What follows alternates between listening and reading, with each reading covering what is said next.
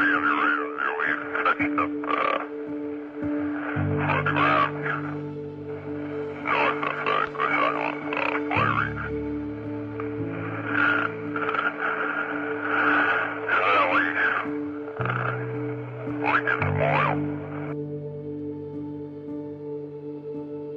prehistory of the Oil Spill Recovery Institute is the Exxon Valdez oil spill.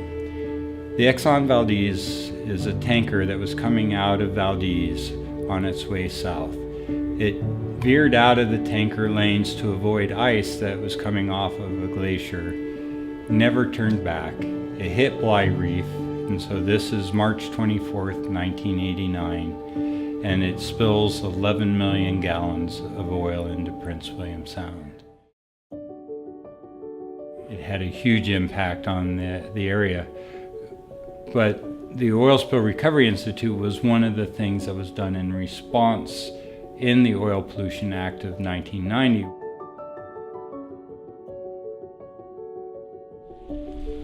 OSRI's mission is to support research and demonstration projects that improve our understanding and ability to respond to oil spills in the marine environment in the Arctic and subarctic. I think OSRI is an important organization because it continues to be that wake-up call to us that we need to always be looking at technologies, at research, at monitoring, and making sure that we're prepared. So I think they play a really vibrant role, and I think if you've ever experienced a spill, and I have when I grew up in Rhode Island, it can be devastating, and Prince William Sound obviously knows that all too well, the communities that dealt with the Exxon Valdez spill. So I think that their ability to continue to keep information front and center, keep people's awareness front and center, work with the Prince William Sound Science Center, the Alaska Sea Life Center, Defenders of Wildlife, and others, I think that keeps that momentum moving. Our work is based on a strategic plan that has 4 goals: to understand, to respond, to inform, and to partner. Understand is to understand the impacts of oil spills. Respond is to improve our ability to respond to oil spills. Inform, we're trying to inform the public and spill responders of where we are and what our needs are. And then to do this, it has to be done through partnerships. When we look at respond type goals, the first that we've put a lot of effort into is improving our ability to detect oil.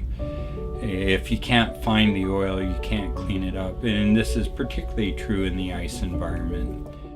We've had a project that looked at aerostats, which are balloons that are tethered to the boat that can take up a camera system or other detectors.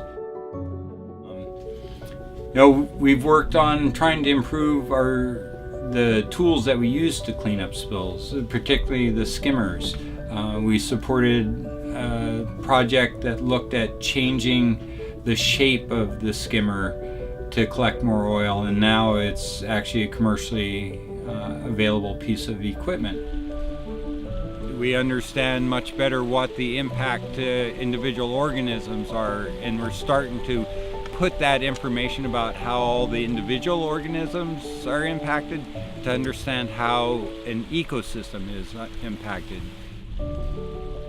The information side, we are working with K to Gray. We have an education program that's K to 12. It talks about oil spills, it talks about the marine environment.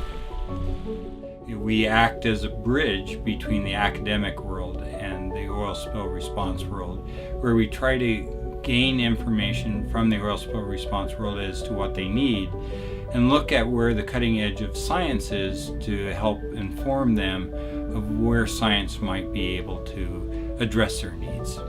Oil Spill Recovery Institute funding is really helpful in this mission to conduct objective and applied science that really focuses on a serious problem in the Alaskan marine environment, which is the potential for oil spills and the question of how to clean them up when they occur.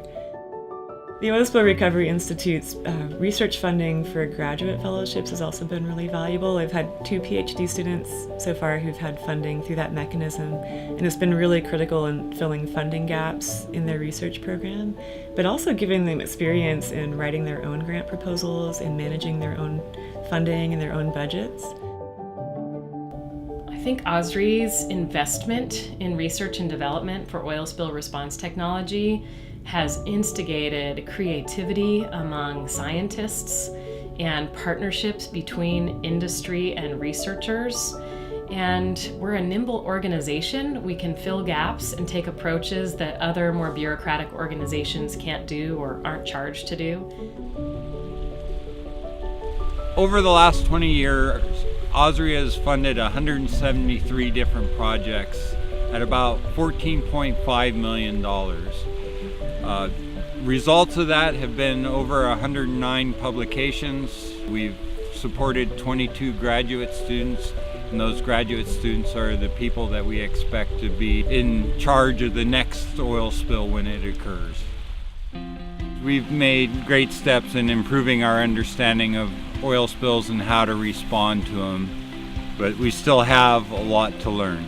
We all want to minimize impact to the environment, and the only way we can do it is if we work together.